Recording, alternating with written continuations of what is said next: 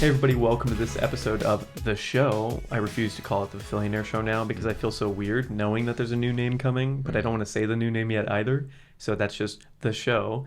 Today I have a return visit from Will Rezin, and we last week discussed what it would be like to have a conversational show.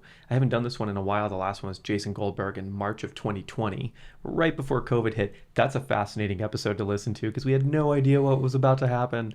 Today, Will and I are going to do a deep dive, just follow our intellectual curiosity as far as it wants to go and see what happens.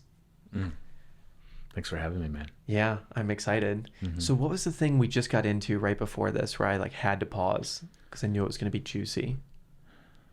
I was talking about time, extroversion, Yes. introversion. Extroversion and introversion. Yeah. So you said that you used to be an extrovert primarily. Yeah. And in the last, I'm assuming, decade, you've spent more and more time spending time alone so that you Gradually, could, and you said, I quote, focus your energy. That's right. Tell me about that. Yeah, well, I'm now I'm a practiced introvert now. It's like a practice of mine to conserve my energy, to focalize it and point it at something.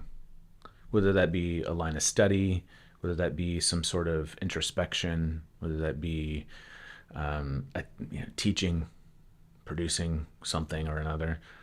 But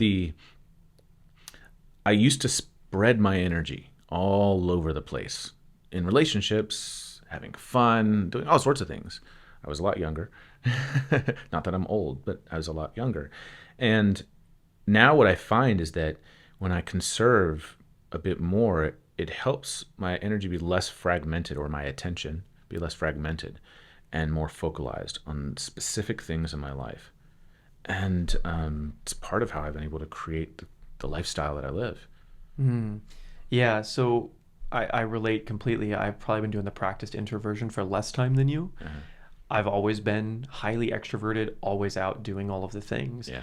And this messaging that kept coming to me is spend more time alone, spend more time alone. Yeah. And I've always noticed throughout my entire life, and this sounds crazy being an extrovert, when I do spend more time alone, I actually get into my highest vibration. Yeah. Because if I'm only surrounded by my energies and thoughts, it's generally highly positive. Yep. And Similar. I kind of spiral myself. The way I hype other people, I hype myself when I'm alone, which some people say is maybe too much hype and too much confidence. I love it. I don't know. Is there such a thing? I'm not I mean, sure. I guess in the case of narcissism, we could say too much, but I don't even think that that's too much confidence. I think it's other things. It's something else entirely. That's an interesting topic, actually. So the way I've looked at narcissism is that it's a gradient. Yeah. So it's a gradient of personality traits in conjunction with others, right? So if we look at it as a bar graph, it's some things being high with other things being low. So for instance, the extroversion and assertiveness being high with compassion, with empathy, and maybe with conscientiousness being low. Absolutely. Well, I'd say that internal locus of control versus an external locus of control. Break that down for me. Okay, so locus of control. So everything in life is about me. Everything in life is happening because of me. Everything in life is happening because of other. Right? Extreme external locus of control. Everything in the world is happening to me. So radical responsibility versus 100%. Radical versus everyone else is causing these things that are happening to me. Yeah. Victim, maybe we could say, but I wouldn't even necessarily frame it like that. But yeah, the world's happening to me. Any sort of evangelical religious ideology where something out there, some sort of force outside is affecting me and I have zero control over anything, versus I am entirely the center of everything, the universe, right? So those are extremes. I also think of narcissism as an augmentation or an adaptation in brain development. Okay. If we read any of Bruce Perry's research, we start to understand the sequencing of brain development. Brain development gets interrupted and thwarted at certain points during the developmental process, which will lead to certain character structures and certain, or a lack of empathy, right? Empathy centers form as a result, and I'm paraphrasing here without getting too deep into the brain science of it. But if I don't have someone reflecting to me and mirroring my behavior, the section of my brain that is where mirror neurons develop may not develop.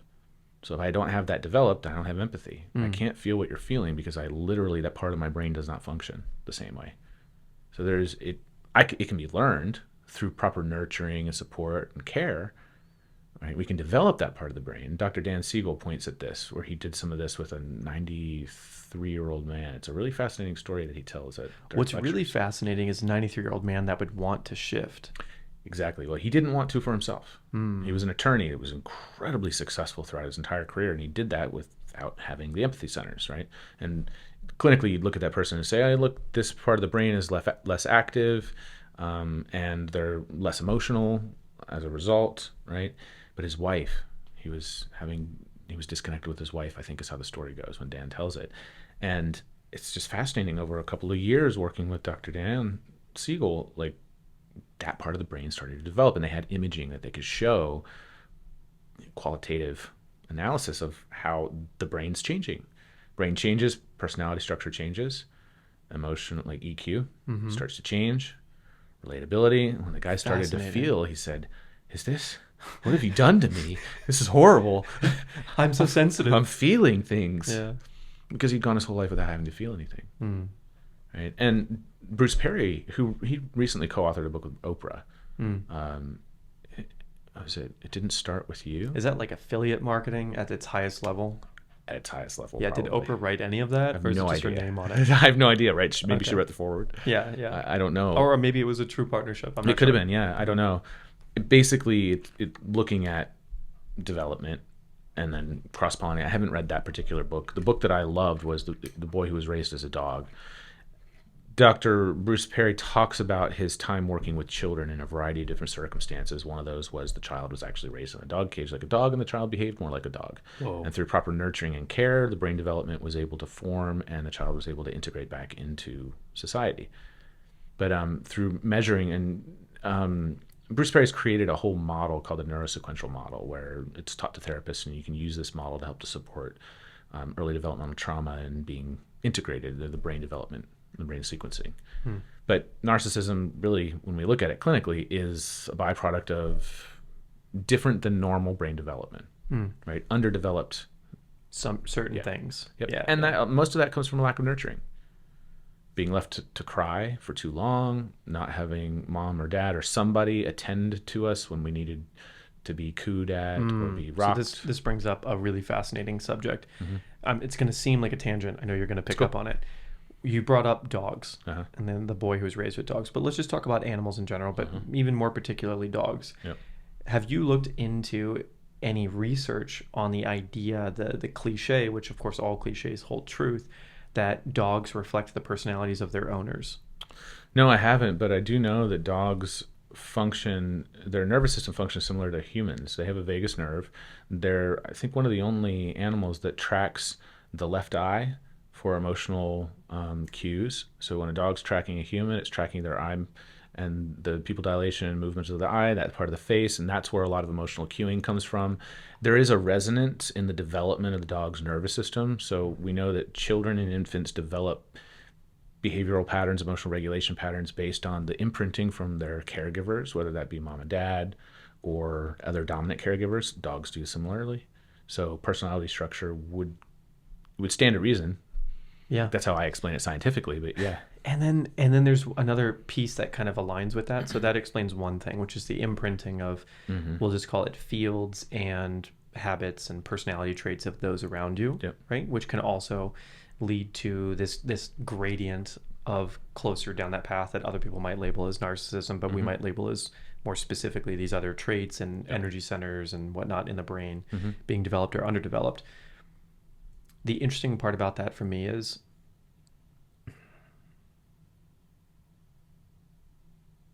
let me phrase this really appropriately.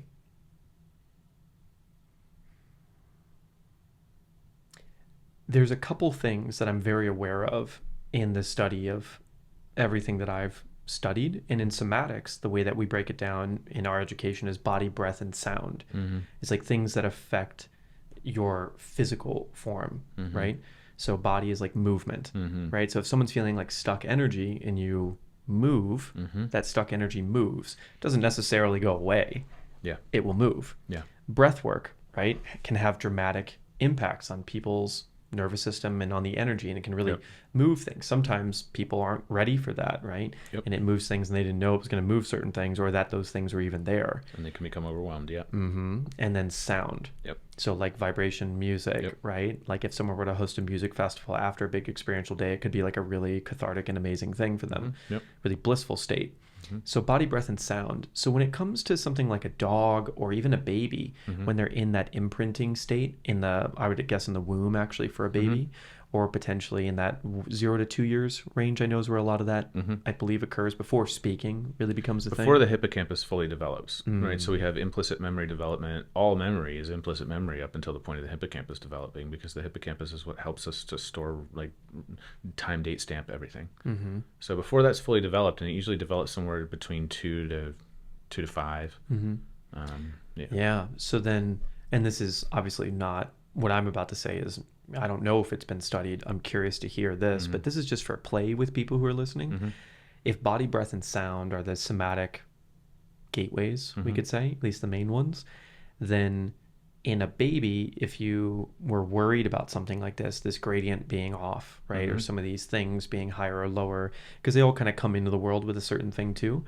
I'm very familiar that movement and sound in particular, like literally light up the entire brain. Yeah. Right. And then breath it's the, as Jagger says, it's the one thing that is unconsciously controlled that you can consciously take control of. That's right. Yeah, it's the only branch of it's the only part of our autonomic nervous system that we can consciously control. Well, at least normal people, right? Correct, yeah. There's like monks that do crazy stuff with that. That's right. Yeah. But yeah, they influence one thing to influence another for sure, right? Slow your breathing down, your heart rate slows down, blood pressure changes. Yeah. So then the question is, for a human, or especially a baby or even a dog, right?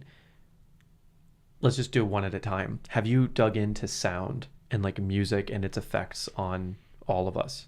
A little bit. My mom's actually working with Dr. Stephen Porges right now with his safe sound protocol work, or the sound frequency work that he's doing. And what for those listening who don't know, Dr. Stephen Porges is the founder of what's called the Polyvagal Theory, which is a study of the branches of the nervous system and how we relate as humans. So the relational dynamics that occur as a result of as a result of the development of our nervous system, right? And polyvagal meaning the multiple branches of the vagus nerve, right? So there's like so many questions for you. We thought there was just fight and flight, and freeze, right? Fight, flight being sympathetic, freeze being parasympathetic. But what Porges points to is that we have different branches of the parasympathetic nervous system. One, which is our social engagement system, which is the ventral branch. The front of the body is where the constellation of the nerves lie. And then the dorsal branch, which is like a dorsal fin on the back of the body. The dorsal vagal complex really what his theory points to is the dorsal vagal complex controlling things like rest and digest and immobilization. And the ventral vagal complex being like our modulator, like the brake pedal for social interaction. It also helps us to cue for like cueing of safety, threat, social safety, vocal prosody, so voice inflection, eye movements, facial movements, and all sorts of other things. So to come back around to your question, he's been studying the impact of sound frequencies on the body, and one of the points of influence is the vestibular system. So when we play certain sound frequencies, I'm still going through the training, so I can't speak with authority about the specific ranges and things like that. But what we now know is that people with sensory processing differences, like autism spectrum and a variety of other different things that impact the functioning of a person's ability to process sensory information, learning delays, speech delays, things like that, we can affect that using sound frequencies played simply through headphones while doing certain movement patterns inside of our body. And my mother uses an application of these tools with a lot of her therapeutic clients. And so she's working in conjunction with a team of people to translate some of this from occupational therapy to the more therapeutic world right at the moment. It's pretty cool. So to answer your question, yes, sound frequency plays an enormous role in how our body responds to its environment. But if you think about it, everything from light to matter is frequency. It's a variety. We've got different Mm-hmm. Like, you So can measure. like fluorescent lights flicker at a very low rate. Right. So if you have a camera and you're trying to record slow motion, Right. they're flickering. So you And see what it. I've learned about that is that your brain is filling in the gaps Right. of that flicker, even if you're not recording in slow motion. It's just the way that our eyes work, which makes you tired Yeah. because your brain is like constantly doing this thing in the background so that you can see without the flicker. So when you get high quality lights or like sunlight, the frequency is much higher, so your brain's not doing any work or much work at all to fill in those gaps. But also like color temperature adjustments. I mean, it's the reason why sunlight is the ideal light and why big open homes with like a lot of natural light are so attractive to us, and why it literally, you feel a certain way, right? Think about a friend's home where you walk in and it's like so much beautiful light. There is a certain vibe to that thing, and of course certain people are attracted to that type of environment. So there was a period of time where I was listening to a lot of like Eminem and things like that, and then I started to notice like I just had a certain feeling all the time. And then, not being a religious person, I had like a spiritual person, I started doing an experiment with myself that lasted for 2 years, where I only listened to Christian rock Interesting. and Christian rap sometimes, but mostly rock, just to see What's like the how that would difference? affect me. And it affected me dramatically. Yeah. I just noticed that these like uplifting songs, and now people have a thing, it's called like skip songs. So they'll send me things like certain Uplifting electronic music. songs or whatever, like uplifting music, Yeah. because they know that's like my vibe. And then if you come to the live experiences where I work with the stuff, the music is such a way. It is. It's not always bright and airy. It can be dark too. It's always a journey though, That's and I right. always leave people on like the high note of everything so that you can experience, because really being human is about experiencing the depth of emotion, right? The full range, right? The thing, I think I said this last time, right? What, well, at least what I point to and what I believe is really like being able to experience life is the full range. I want to be able to experience the joys. I want to be able to experience the heartaches. I want to be able to experience happiness, sadness, right? Excitement, fear, right? The whole range, love, pain. And the way that I spoke about this morning, it just kind of clicked. I was taking a walk. Do you know Joe Lucky? Yeah. Yeah. So I was with Joe this morning and showing him he's going to be at the event on Friday. Nice. And he's going to be photographing. So I wanted him to nice. experience it a little bit beforehand. And when I was discussing it, I was like, you know those people when you come up to them and they're smiling, but you can tell they're deeply sad inside? Yeah. That's incoherence. Yeah. It's totally fine. I love that. That's Yeah. no problem for me to be around. There's lots of people that are bothered by that incoherence. Yeah. And so, of course, what we're teaching in that work is to become coherent. Yeah. And when someone is coherent, even if they're so sad and ashamed of themselves, it's just themselves. Yeah. It's not incoherent. It's coherent shame. That's It's right. coherent anger. It's right. coherent sadness or joy or inspiration or enlightenment, right? Yeah. Yeah. So this idea of coherence is really interesting to me when we go back to the brain thing of like activating the centers of the brain, where you're like, will it be easier to tap into empathy if I have the awareness that my empathy is low, if I put on a song that generates the feeling of empathy of what I think it could be? Only if that part of the brain developed. So if I don't have that part of the brain developed, it just won't happen. And when we say part of the brain developed, you mean like those neural circuits are, because of course it is developed, like physically developed, structurally developed. Although I have an interesting story about a situation where I found someone who structurally it was actually different. not there, Yeah. but very rare in that case, like 1 in a billion Yeah. or something. So because music and movement light up the entirety of the brain, let me ask you this. You ever met a CrossFit athlete that wasn't a fun person? Yeah. Yeah? You met them that they were like a boring person? Agitated, maybe. Agitated, like Yeah. super angry, Yeah. right? Like aggressive people. Aggressive, agitated. Yeah. In all the industries I've ever worked in, whether it's like video or fitness or personal development or mindfulness, and you've also worked in sound engineering, which is, I'm getting to that because that's an interesting component to this story of why you might be more sensitive and knowledgeable about these things. And particularly the way that you said lasering your focus, I'm going to get into. So the fitness people have always been the funnest. They've always been the most pleasurable to be around. And I think it's because it's so common that body, breath, and sound Yeah. are their daily practices. Yes. 2, 3 times, 5 times a day, 10 times a day for these people. Yeah. They're living in the somatic field, Yeah. Yeah. right? Yeah. Where other people are living in like the conscious field. Yeah. A lot of the time they're thinking, they're trying to solve problems, right? What do you think about that? I think it's really interesting because what is the impact of our day-to-day behavior on the way we relate with the world, right? And that's what you're pointing to. For some people, it really is that. We're more in our bodies, we're more relating with our body in a different way, and that has a tendency to connect us in a different way to ourselves than somebody who sits at a desk all day.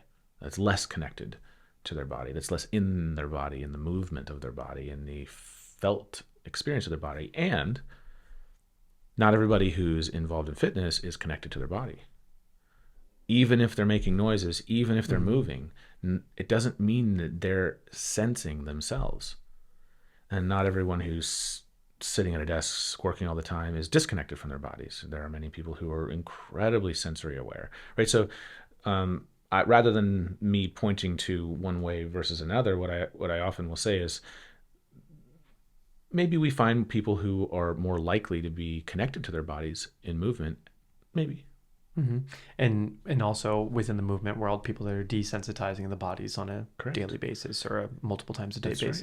Right. Yeah, and a lot of that is I'm going to use my mind to tell my body what to do. I'm conquering my body.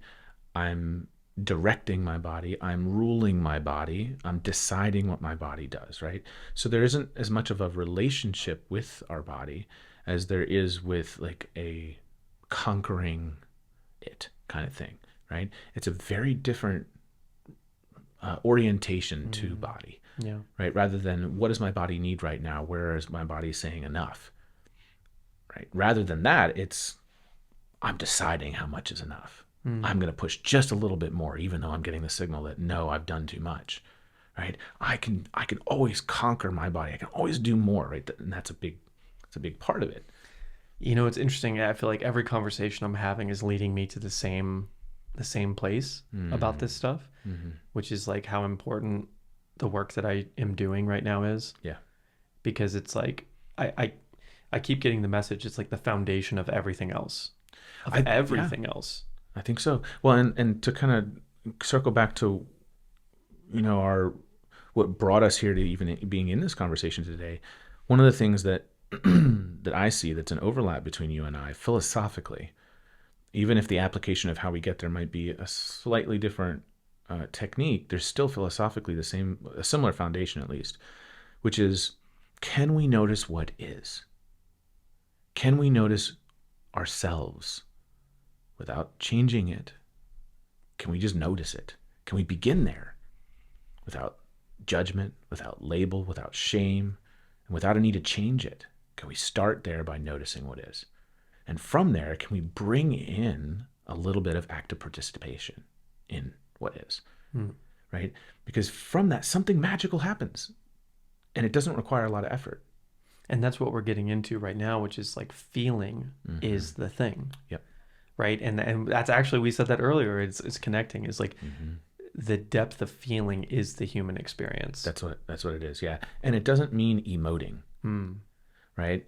And when you use the word feeling, what I hear in that interpretation is an awareness of myself, sensory awareness, right? An awareness of my thoughts, an awareness of my emotions, an awareness of my sensations, awareness of myself in space, proprioception, right? Interoception, proprioception, right?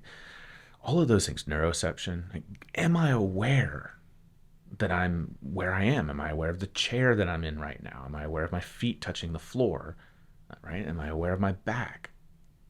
So what do you think we do about this? There's like a challenge that's underlying with this, right? Let's say there's someone who wants to be a successful person, right? A high achiever. They want to make a lot of money. They want to drive a nice car. They want to have a beautiful husband or wife. They want success. Right? I love that you just qualified success too, because I was getting ready to ask you, what is success? Right? Yeah. Right. So let's say that they are listening or watching, or someone that is listening or watching wants someone that they know, classic, to listen to this Yeah. and like get inspired to do something, right? Yeah. There's usually, in my experience of it, it's a little bit, the progress does not go straight up. No. It goes in loop-de-loops and somersaults, and it does crazy things, right? Yes. So when someone does become aware and they begin to feel like it definitely is the answer to fulfillment. It definitely is the answer to living a beautiful life where, my thing is every single day, I just want to go to sleep happy. Mm-hmm. I want to like go to sleep fulfilled, I should even say, because like I've gone to sleep crying for sure. Mm-hmm. And knowing that I did the best that I could, even though I failed at whatever the thing was. Yeah. So feeling and being in coherence with those feelings is definitely how you get to that point, at least in my experience of it thus far. I love what you just said there, Skip. Being in coherence with our feelings, right? And what I'll throw into the mix here is what we see in Eastern philosophical conversations, which is contentment with what is, right? Coherence with what is. I can be connected to reality. I can be content with reality, or coherent. I can be real, right? Real, as if we can't be real somehow, right? But rather than being disconnected from reality, rather than being in my head, being in a substance with my attention moved somewhere else, rather than needing to change it, I'm here with the reality of what is. I'm experiencing my emotions. I'm experiencing my body. I'm aware of those things.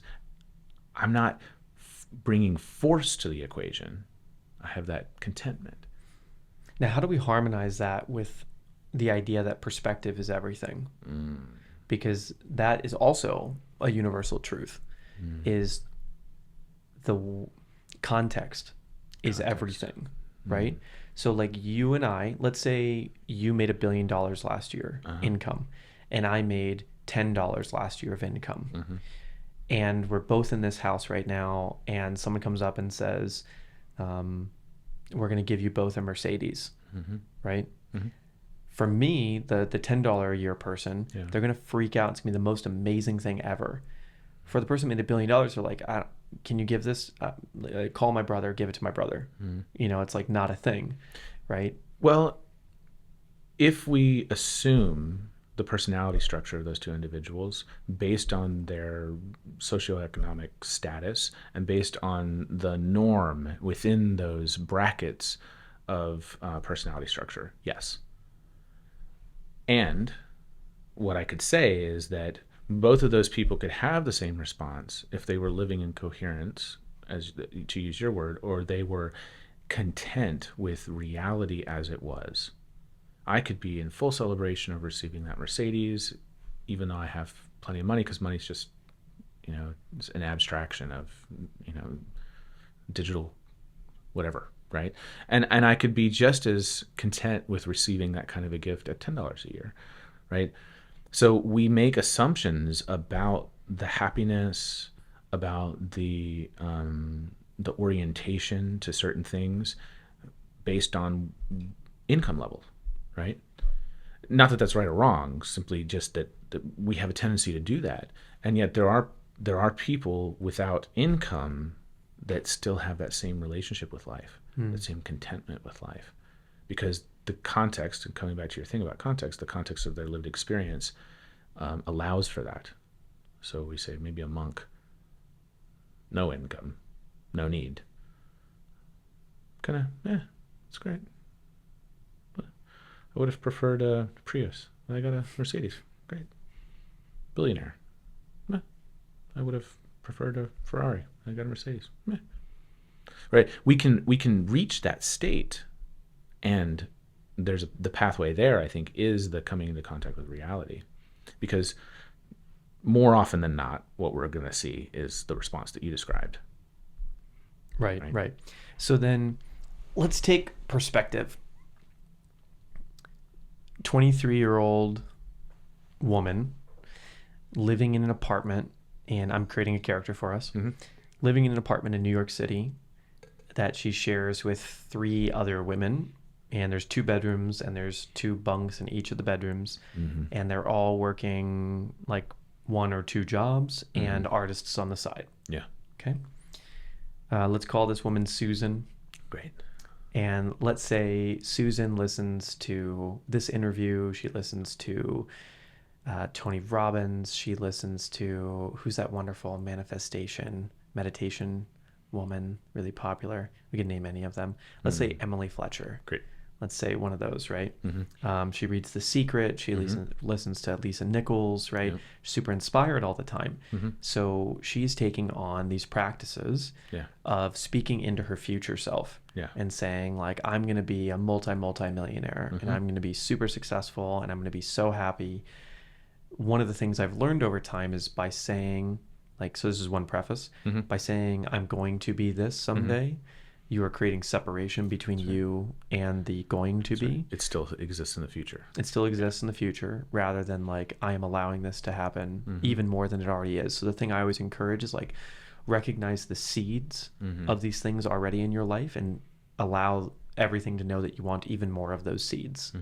Yeah, and unconscious programming, right? We notice more of where we put our attention. If we start talking about the new Broncos, right? If we have a whole conversation about the way that the new Broncos are shaped, our like or a dislike of that, when we go out into the world, what's going to happen is our attention is going to notice those because we're thinking about it, because we're talking about it, because we're imagining it. And the brilliance of our organism is that it is in search of that which we're attending to. So Susan, being that she's oriented to these things, is looking how it's not there now and how it could be there in the future. And even though she's looking at how it's not there now and could be there in the future, because she's oriented to the possibility of these things, she's more likely going to find herself in situations that draw her towards that, when if her roommates are oriented towards unhappiness and they're really oriented to the lack and what's missing in their life. So they're going to keep noticing what's missing. She's going to keep noticing possibilities. She may not be grasping the possibilities. She may not be having the possibilities unfold in her life. She may find herself missing them. But nonetheless, she's going to be noticing the possibilities there. What does Susan do to like nudge herself off the cliff so she can fly? What is the next step if she's like doing all these empowering affirmations? Maybe she's starting to hopefully collect a circle of people that she's finding that are also doing similar things. She's still living with 3 roommates that maybe aren't doing all of these empowering things. What's like, if we walk along her journey of like what could happen that would get her to the point where she is truly living in fulfillment and going to sleep fulfilled every night. Yeah. From where she is now, what's the next step? So obviously the social circle. So like really, really paying attention to the people in your life that you love already that are very supportive and encouraging of those habits. Yeah. And saying, okay, I want that and even more of that. What else? Well, so like I said last time, the process of reduction instead of addition. Right? There is both, right? So crowding out, as we talked about this last time,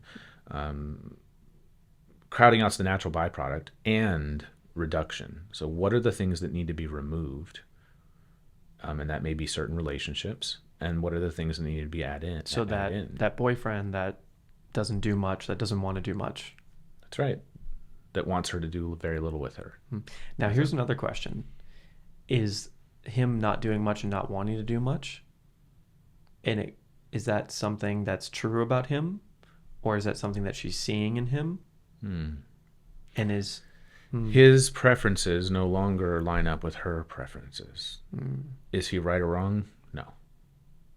Yes. Whatever our orientation is, right? And how do you recommend Susan would define whether or not it's her old model of reality that she's recognizing these things in him, or if it's the objective reality? Well, that's one of those things, right? Is it objective or subjective reality? Yes. It's both. So there are elements that she'll be noticing that are subjective entirely, And then there are objective things that will be pointing to that will be triggering the subjective reality perspective. Mm-hmm. You know, so it's a little bit of both. How do we discern the two? We need to get really connected to ourselves. Mm. You know, like what's the next right step? The next right step is connecting deeper to ourselves and aligning our behavior with our goals or our dreams or our objectives, whatever it is that we're wanting in the world. One of the quickest ways that I've done that is by reducing everything else, getting rid of the things that just don't serve me. Do you end up in a place of loneliness and apathy in that regard? No.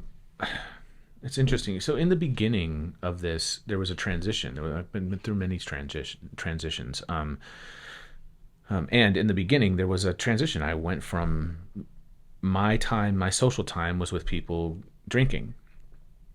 My social time was with people going to see shows, watching live music. And there was a lot of partying. There was a lot of let's forget all of our worries. Let's disconnect from the grind of life and really enjoy ourselves for those few days of the week. So when I started to enjoy every day of the week, those kinds of experiences were less relevant and less relevant and less relevant, which meant that those relationships were less relevant and less relevant and less relevant, which meant that there's a transition period. Mm-hmm. There's a period of, I now notice the emptiness that's there because I was filling it with things that no longer serve and support me. Which can feel like death. It can, for some of us, if we're oriented to the pain.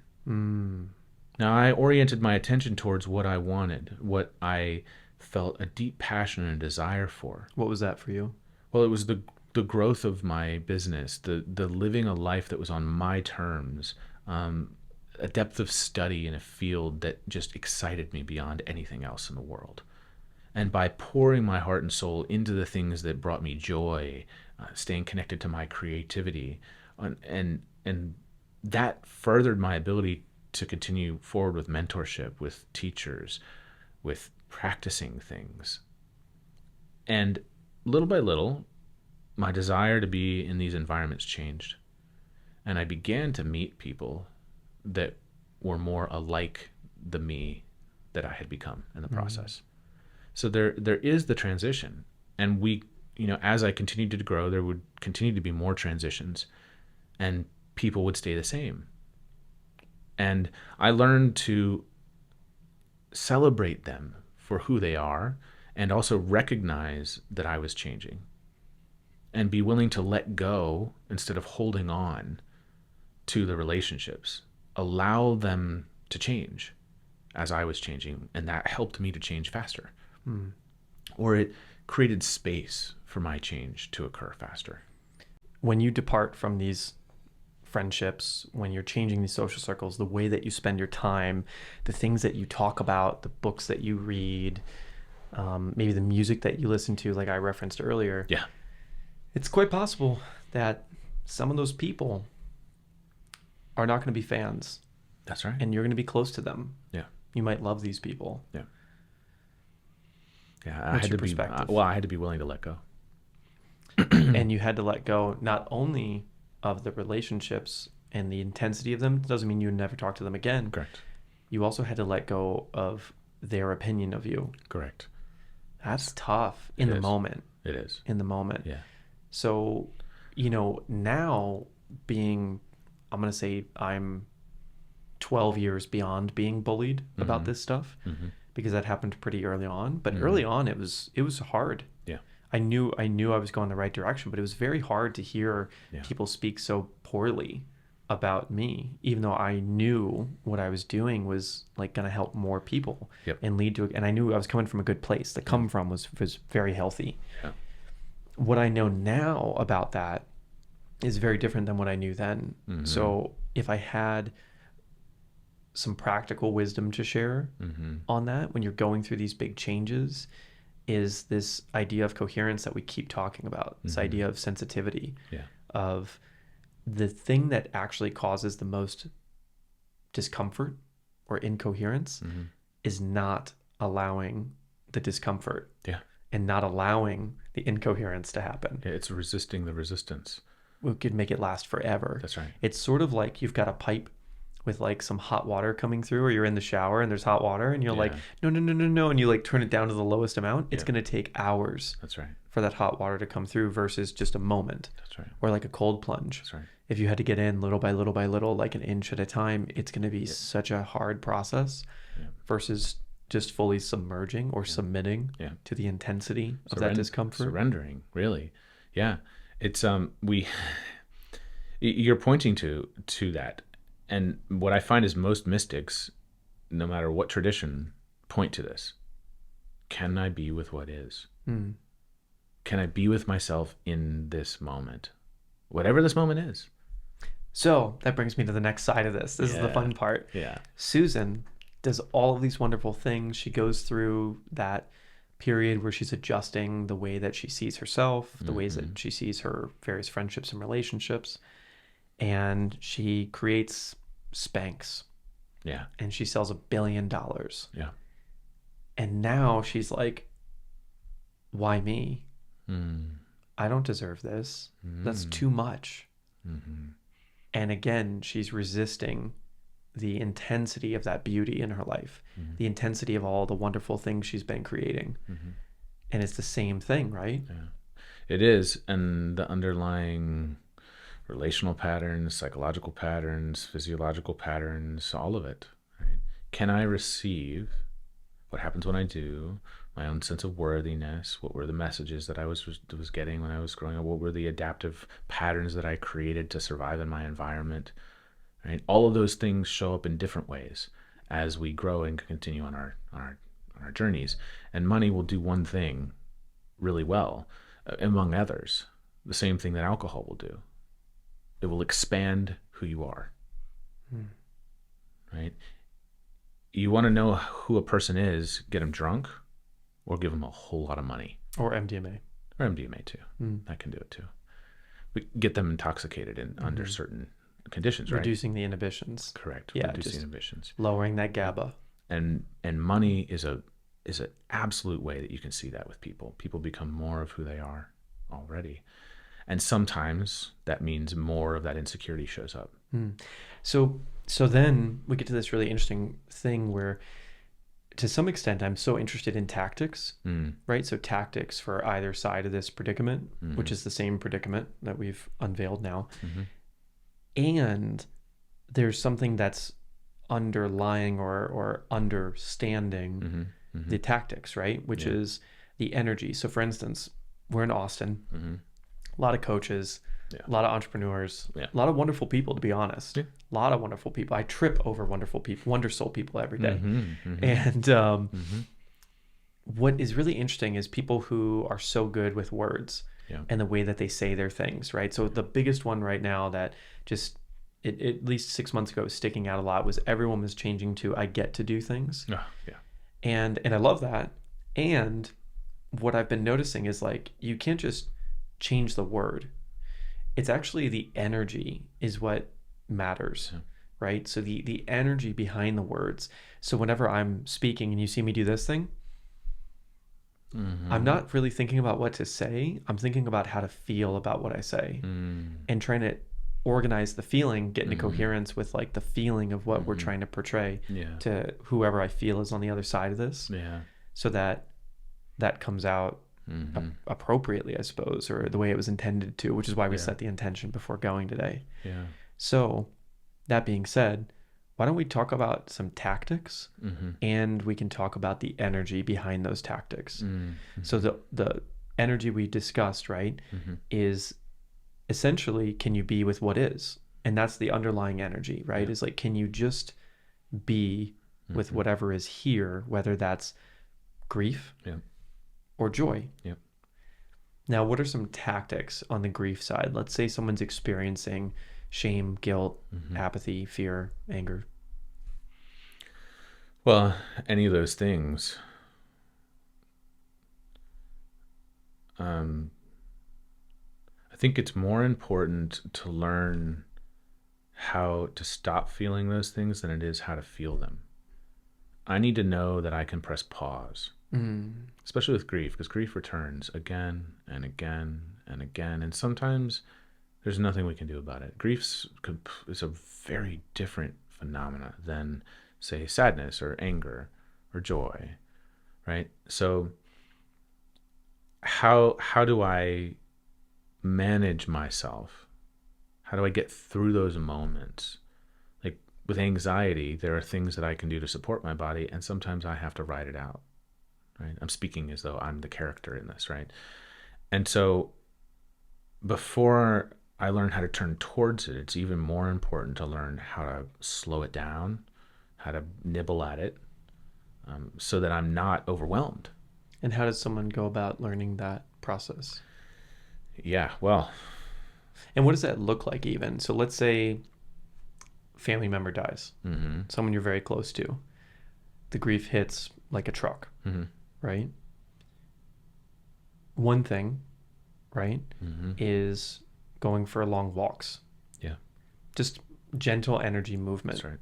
Yeah. Breathing slowly in and out through the nose. Yeah. Shallow breathing through the belly to the best of your ability. Yeah. Right? Not big, deep breaths. You don't need to like push energy through. You're just allowing things to just move gently. Yeah. Walking, getting the movement, listening to music and maybe it's not happy music. Yeah, it could be classical, okay. could be sad music. It could be music that reminds you of the person. Mm-hmm. So what's going to happen is we're going to associate with that which is no longer present. And it's going to trigger memories. And the sensory memories of those things are going to bring up emotion. And then we're going to remember. And then we're going to feel. The feeling is going to get to a point of maybe overwhelm. And we're going to turn away. And let's define overwhelm. More than I can handle. So it's like the subjective experience of saying like, okay, this is a lot. And either I have something I need to go do or I'm uncomfortable feeling this intensity of those feelings. I describe it more as like the autonomic nervous system, the body hits a point where it starts to shut down. Right? Shutdown is overwhelm. Yeah, it's like fatigue. Yep. Nausea. Brain fog, disorientation, nausea, apathy, an assortment of different things can start to happen. And like, I'm very, very tired. I can't get up. And this is where that pause button becomes really important to learn.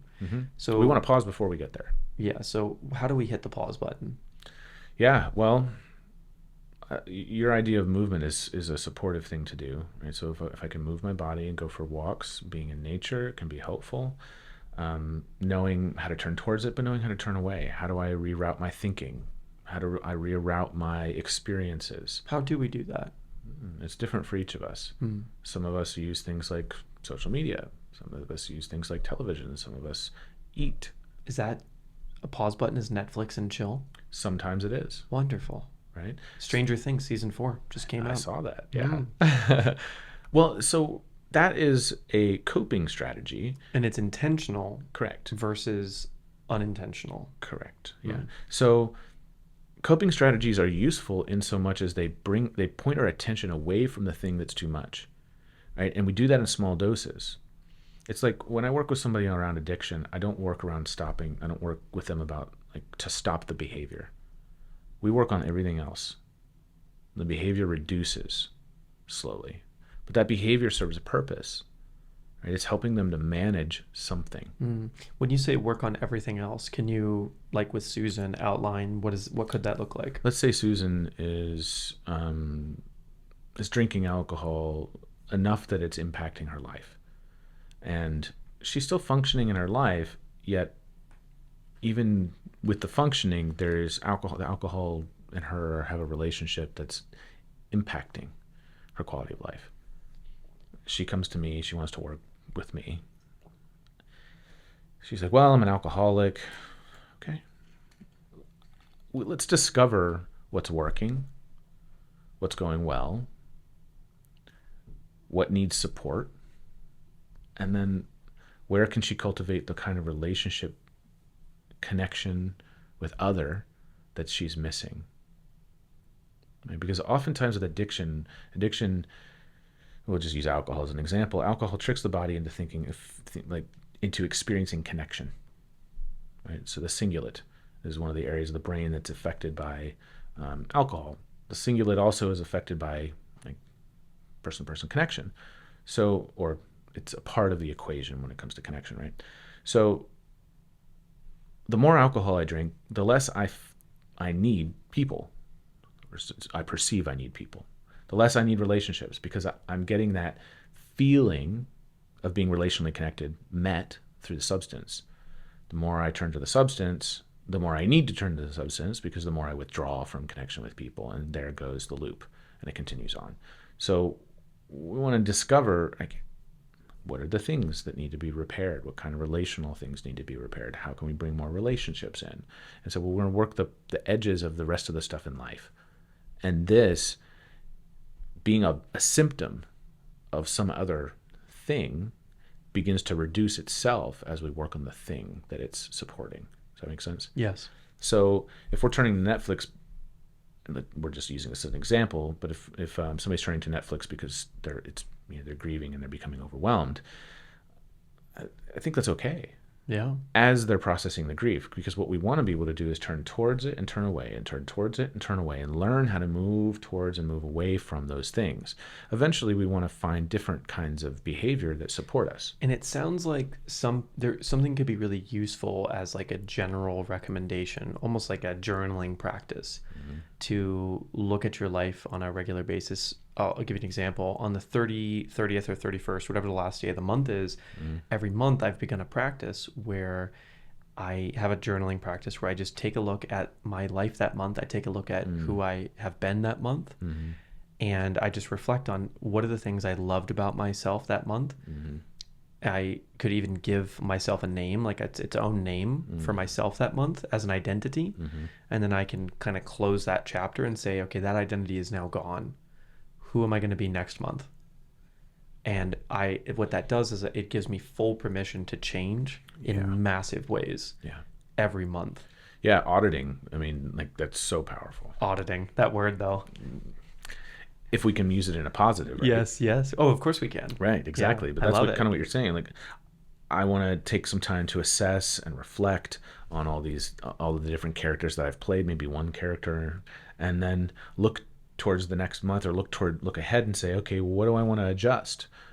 How do I want to make those little micro adjustments to me going forward? Which is so. I mean, a lot of people who are both happy and making a lot of money, and looked up to as what we might call successful, have practices kind of like these, where they're reflecting, where they're bringing awareness to their behaviors, they're analyzing those things, and then they're implementing new behaviors. They're being more strategic about how they're living their lives. So then, for someone like a Susan, and she's working with you, do you have a general auditing practice, like a book that you recommend, or even a video that you send people to like develop an auditing practice? So I know Lifebook is one that Mind Valley uses. They have I haven't heard of that one. They have a program called Lifebook. Okay. I think there's a lot of free things online with that.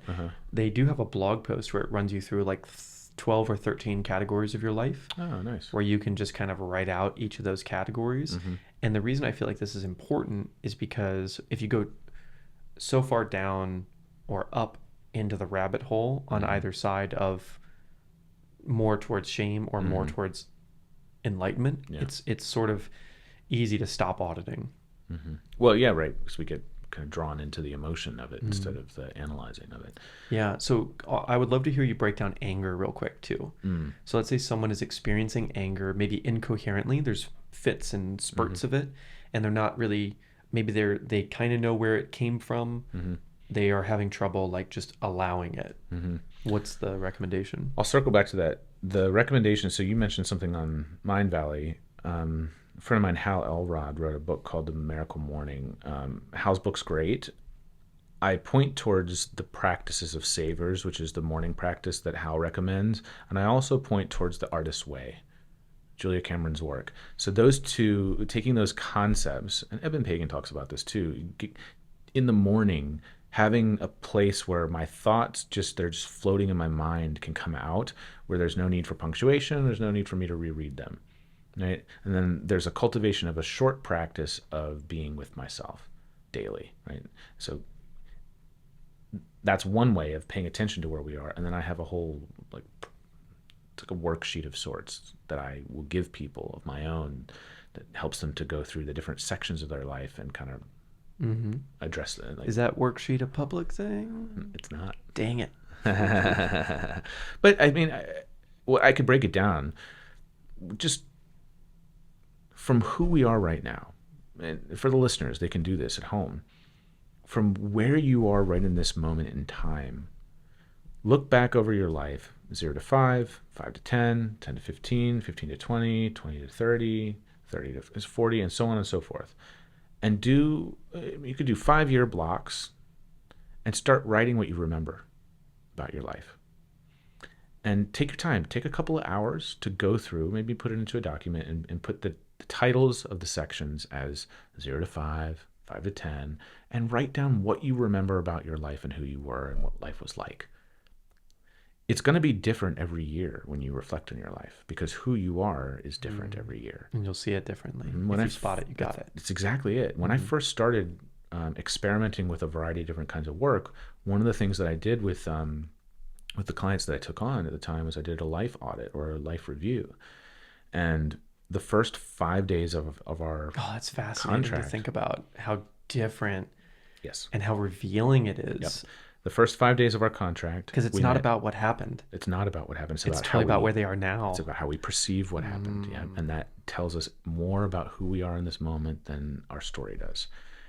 So the first 5 days of our work together, we'd spend 2 to 4 hours every single day at meeting, and I would write and they would talk. And I didn't say much of anything. And they just told me their life story. How many times have you told your life story recently where you started at the beginning and you went all the way to right now? Unless you've recently got into a relationship and you're helping the person get to know you and your history, and not everybody even does that. We almost never tell our stories, right? But for me, yeah, the point of this, like the contextualizing of like, this is who this person is from right now. And then I made notes and they got a copy of all my notes. And then I let that be. I didn't go in and analyze it. We didn't pull it apart. We didn't try to fix the childhood problems. We didn't try to, address any of the things. We didn't pathologize it. We didn't make it mean anything. We moved forward and we started working on the here and now. So to come around to your question about anger, how do we start working with it? Well, for one, anger is great. What we call anger is our protective response. That's it. We've personified it. We've given it characteristics. We've made it good or bad. We've associated it with mythic entities, right? Myths. But at its most fundamental form, anger is our energy, like our innate biological need to survive. Whether I'm mobilizing to get away from a threat or I'm mobilizing to move towards a threat. It's one of those two, right? And so I don't need any narrative to work with anger. In the work that you do, we're working with anger. I have a funny story. So as far as like the giving context and making this concrete, these two friends of mine, Justin and Lori. Lori's been my oldest female friend for 9 years, and Justin I met in 2017. And first time I went to London and met him, we hung out for 10 hours a day for 5 days in a row. The day I met him, it was nonstop. Just really intense, not dissimilar to you, actually. You'll love each other. Very intellectually deep. Both of them are. They got married. I introduced them to each other. She was in LA, he was in London. It just seemed like a good fit. It was a really interesting thing. I lived with them in Santa Monica when they first got married because Lori and I were living in the same place. And then Justin came over and then we're like, okay, he's going to live here now because he's from London. And when they would get in arguments, it would be like, silly things, whatever it was to me, right, as an outsider. But to them, being in the moment, That's right. It was very intense for them. And after, 15 or 20 minutes, I would just allow these things to happen. And they're not like yelling or anything. They're not like that. But they're just like going back and forth, trying to like win, right? And I would just come up and I'd be like, let's say, for instance, like Lori took out the trash, but she had like a work call and it was smelling bad and Justin just couldn't do it for whatever reason and was lazy. that was what she would say, she would take out the trash and then be upset about it. Yeah. So I would walk up and Justin would be really upset and offended, and Lori would be really upset and offended at each other, right? And I would just walk up and be like, Lori, Justin's trying to say that he loves you. He's trying to say he's so sorry that he didn't do it because he had such low energy because he's been doing all these other things today and he moved across the world to be with you, and he definitely wants to be here with you. He's just telling you right now that he's upset that you feel upset at him because he just loves you so much.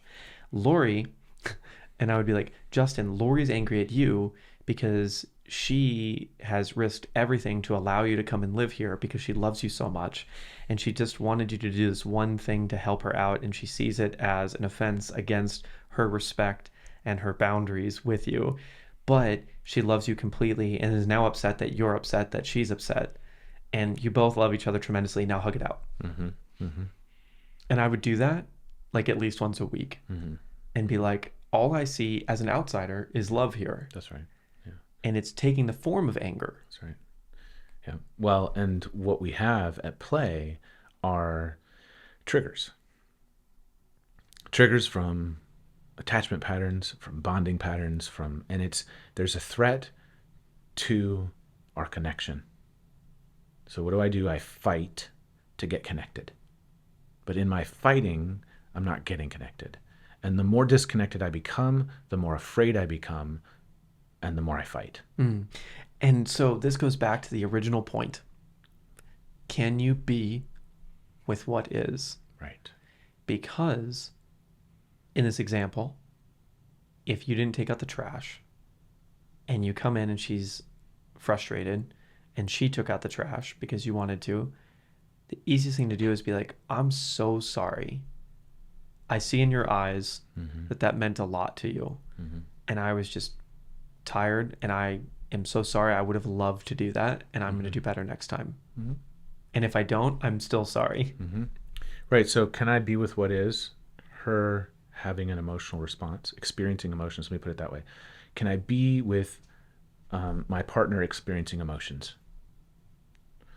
Even if they're telling me it's because of me, can I be with them in their experience of emotions? And knowing, like your life story exercise that you do with people, that it's actually not about you. Correct. It is about their perception of you, which is really all them. Yeah, and it's about their desire. Without letting that become narcissism. Well, right. Well, and there are examples of narcissistic extremes, but in this equation, it's can I recognize that in you you're experiencing an emotion and something is very important to you, and underneath all of that, it's about our connection, and you're feeling something right now. And when I can get into that caring place inside of me, it doesn't matter what words you're saying.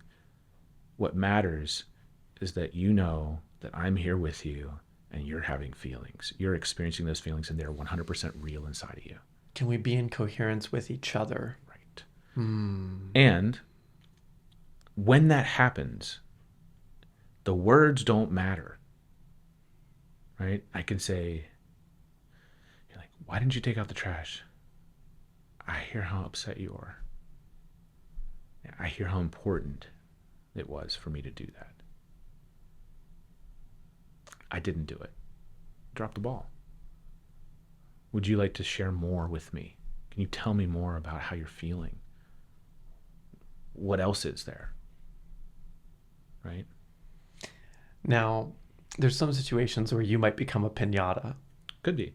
And it's up to me to modulate my boundaries. And how do you, and that's how a lot of these fights can still occur, is modulating those boundaries, right? Well, a boundary, it doesn't look like me saying something or demanding that something changes. A boundary looks like somebody berating me, let's say, or somebody telling me over and over and over again something. If I'm really not triggered in the midst of listening, then what I'm getting cued into is that they're not feeling empathized with.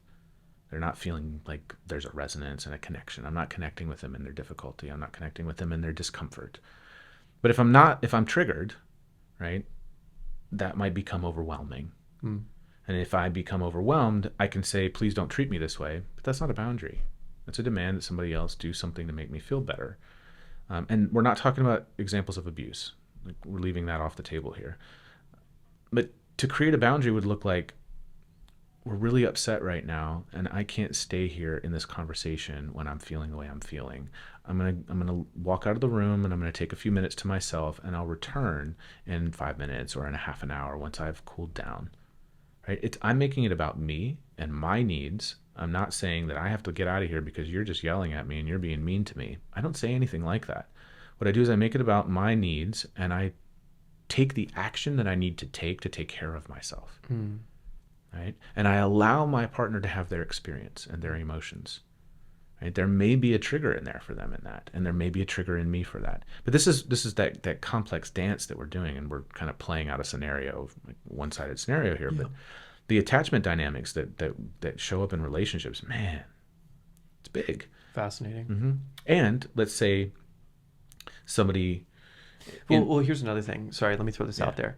So when we talk about so again, the understanding here is that if you can get in coherence with yourself, interdependently, correct, and get in coherence with each other, that's right, these things can solve quite quickly. They do, and that's what I was getting ready to paint a picture of. So then, in the moment of incoherence, Blair, Garen's wife, they have this thing called, can we have a redo?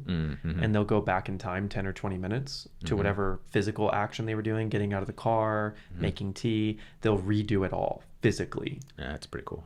And then they'll redo whatever happened, and then someone gets to make a different decision leading up to that. Yep. Or if they don't have time to do the redo, they do what's called parking lot, and they'll schedule a time to do it. Do it. And then once they've scheduled, they say, okay, we are back to loving husband and wife until the parking lot time. Yeah.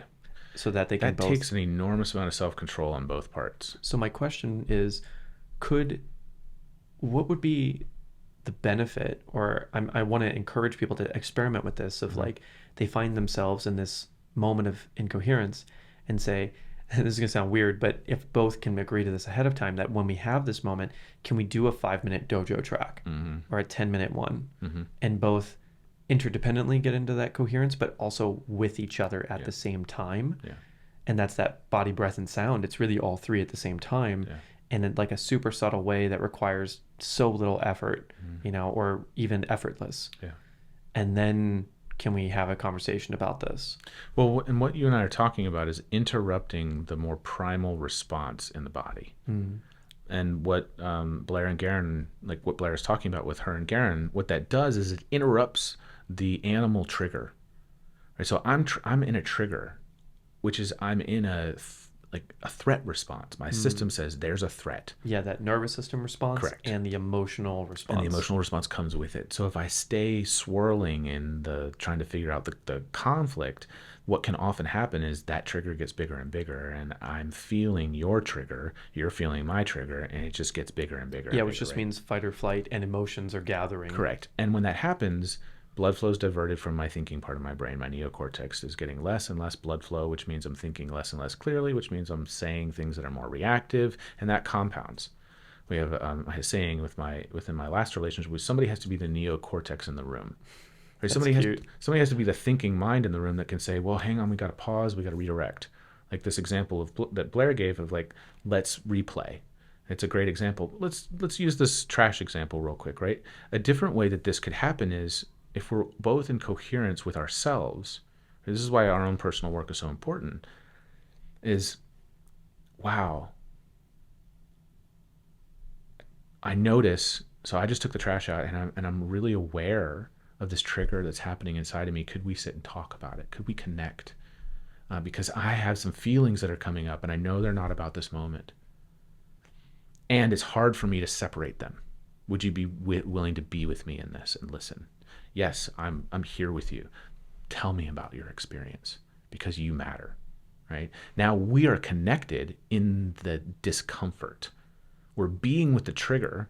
We're exploring the trigger. I'm not taking on responsibility for your state while I am acknowledging the impact of my behavior on you, right? And there's a difference between responsibility and impact. I do something, you have an experience. I'm responsible for the impact of that behavior while I'm not responsible for your emotions, right? And so by being responsible for that, I can show up with you and say, wow, I hear that was for you. Geez, I didn't think about that. I wasn't aware that you would feel that way. Mm. God, I don't want you to feel that way. Let's talk about the trigger. You discover something about yourself. There's enough safety between us. I discover something about you. And now I'm learning how to bring more support and love and care into the connection between you and I. And you're learning how to unwind some of the trigger points that are stuck inside of you about certain things that have nothing to do with the trash. Doesn't have to do with the trash. Shameless plug. To pre-qualify someone for a conscious relationship, they would love to hear this episode. Oh, seriously. Right? Yeah. So, for all of you, Yep. if you're trying to pre-qualify a partner and they think this is boring, maybe just allow them to move on. That's right. And find someone that loves this episode. That's right. That's right. It takes both of us being willing to turn towards the parts of ourselves that we don't want to feel. Yeah. Yeah. Mm-hmm. And interestingly, even as you say that, right, like my response to that after experiencing the things I've experienced is that's turning towards the parts that I do want to feel. Yes. Right. And that's a subtle thing that shifts over time as you start to recognize that if I do turn towards the part that I used to not want to feel, that now I want to feel with my partner. Yeah. Right. Yeah.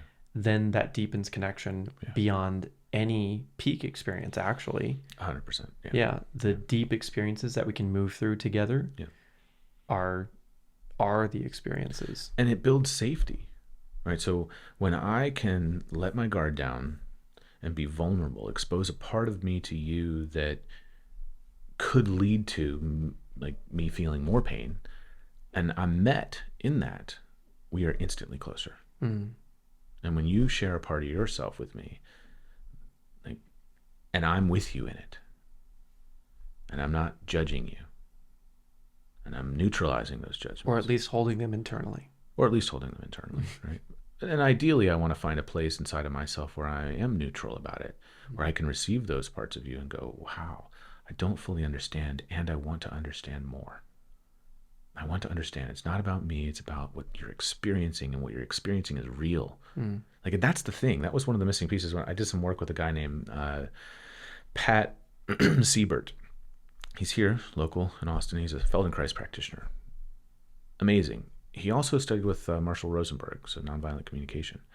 And what I learned with Pat, it was more like integrating the philosophy of nonviolent communication, which is there's a need underneath that.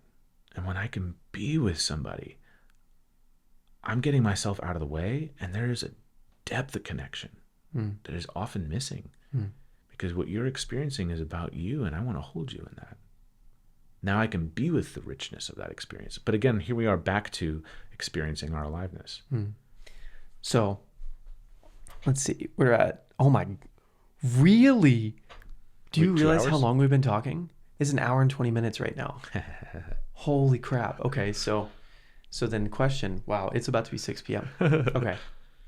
Let's get into this. Let's get into our two sides of this. Yeah. What are the things that you do to be in coherence with yourself? And again, this is like probably very high level stuff that you and I do. Yeah. And you might have to like work your way there, but just so that they have an example, what are the things that you do? Well, I'm practicing trained awareness, essentially.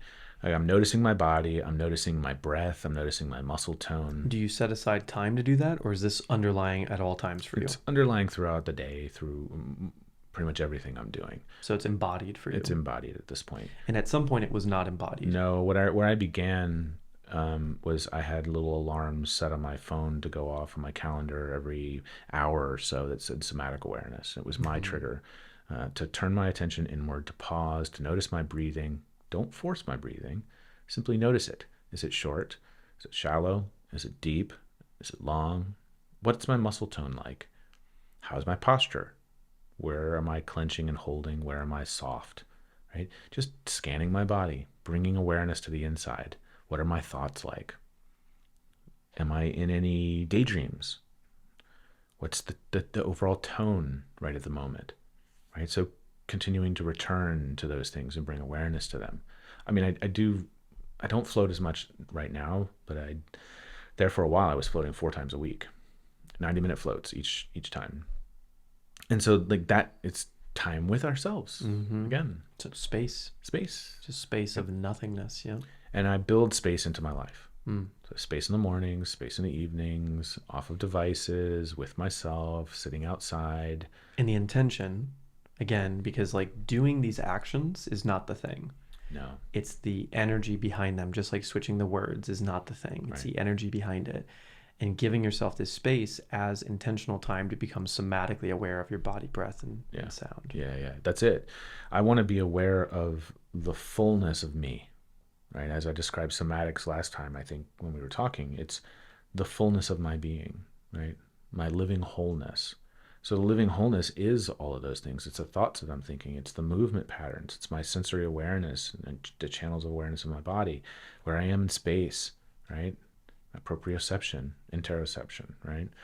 Then my thoughts are more than just the thoughts, my imaginings, the images that I'm like, what am I smelling? What am I seeing? What am I imagining about my day?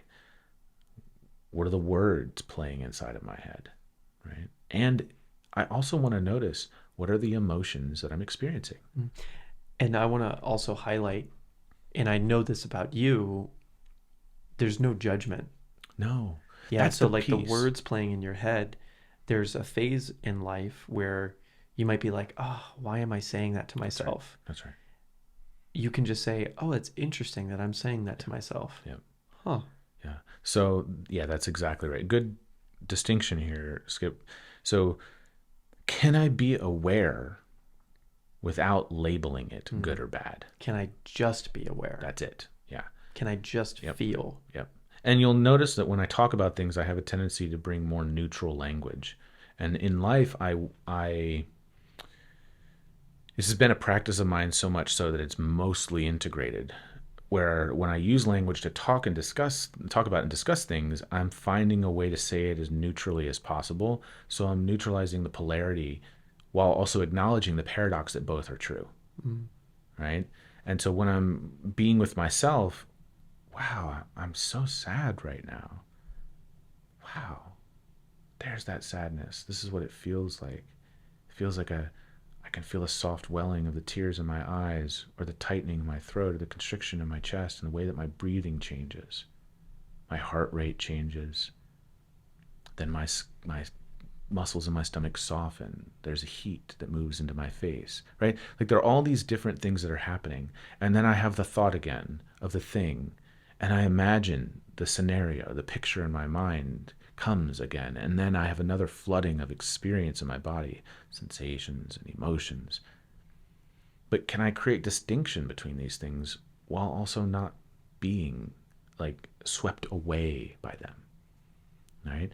So it's feeling without being consumed by the feelings, noticing without placing judgment on them and categorizing them, having awareness of things without it distracting me from my awareness of things. Right? And here we kind of go in loops.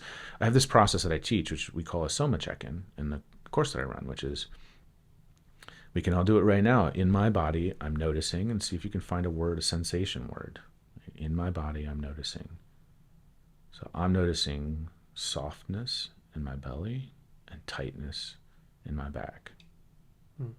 And similar to your exercise earlier, the words and the way that you describe the things is something that you could note over time. That's right. Because they will change. So like 100%. for me, it's different now. The words that came up were I'm feeling excitement in like my belly and in like my body. Well, and so here's the secondary piece of this, right? So the way I will frame the sentence stem is, in my body I notice, and I'll name a sensation or two or three, and then I'll say I'm experiencing, and I'll name an emotion. So excitement would be the emotion you're experiencing, and there's also a bodily sensation that links to that, right? And maybe it doesn't link to it.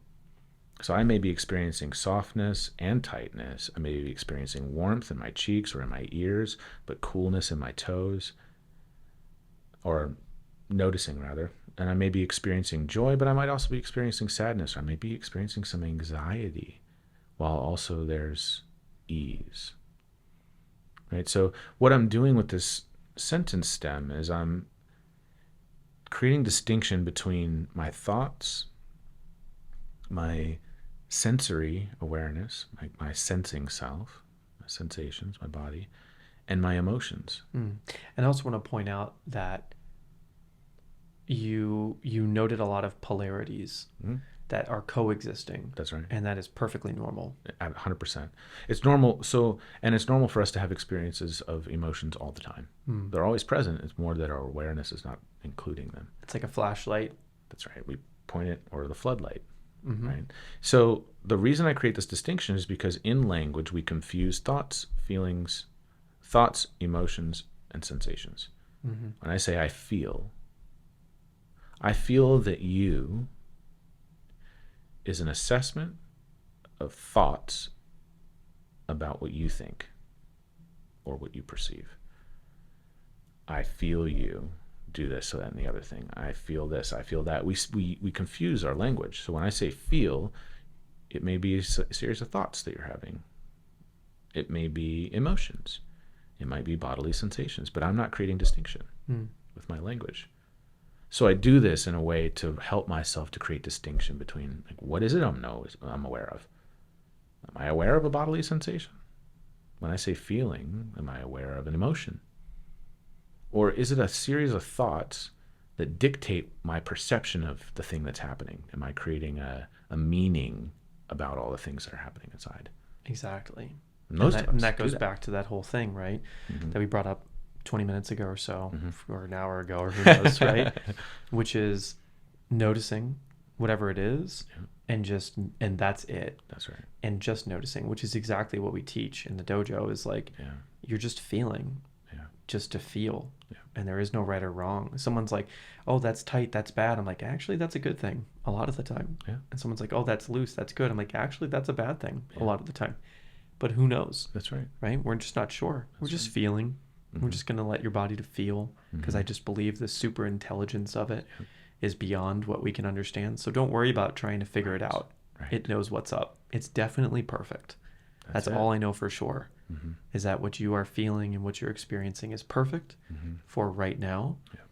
And the rest of this conversation can help you move into different directions based on the intention that you set for your life and the things that you would like to experience. You can't necessarily change it right now. You can set that intention, turn the floodlight on it, and notice what happens. And the more we bring awareness to ourselves, the more likely it is that the thing will change of its own accord. There was something that you kind of pointed towards throughout the entirety, and I'm imagining you do this each time that you run the workshops that you run, or even any of the trainings that you run, teaching people this process, where it's the body has a natural intelligence. It's working to support us. What we call in our training the natural self-righting mechanism that exists inside of our bodies at all times. The body's natural inclination to seek equilibrium or balance. That doesn't always look like the two hemispheres of the body being equal, or two parts of a muscle being equal. It's the difference between harmony and balance. Yes. So it's looking for, like, when I stand on one foot, there are stabilizers in different parts of my body that are activating, but they're not the same place on both sides of my body. And when one organ is deficient in something, that means that we're drawing resources from the rest of our body to support that one area. That's in an attempt to help us be in balance, though. And the easiest way to relate this to people, insofar as the body and thought goes, is blood pressure medication. Beautiful, yeah. Not that it's a bad thing, it's saved many lives, but the wonderful analogy that always comes up is like, your blood pressure is high for a reason. Yes. And we've discovered over the years that if you were to just lower that, it throws off so many things. Or if wolves are bad, but you take them out of an ecosystem, it destroys the ecosystem. And so you just are like, oh, okay, your body it is perfect. Yeah. And beyond that, your life really is perfect. And they say understanding comes at the end. Yeah. Right? Hindsight is 20/20. Yeah. So you won't really know. So to share I have a couple coherence practices. One of them, I have some physical ones. So the physical one is every morning I make time at some point before noon to go for a barefoot walk. Ideally, I do it right away in the morning. Obviously, when it's cold out, I put on shoes. To the best of my ability, I go for a walk. And when I can do it barefoot, it's wonderful because I can just be really present. I can step on the rocks and feel a little bit of pain and like move away from them, which is what I'm going to invite you to do after this. And just be in my body. I don't take a phone with. If there's someone over, I might go for a walk with somebody, but a lot of the times I go by myself. And I just enjoy that experience of walking, allowing the energy to move, rotating, doing all the movement stuff, right? And just appreciating. It's a practice of gratitude and appreciation for like my body, the energy in it, and also all the things around me, just noticing them.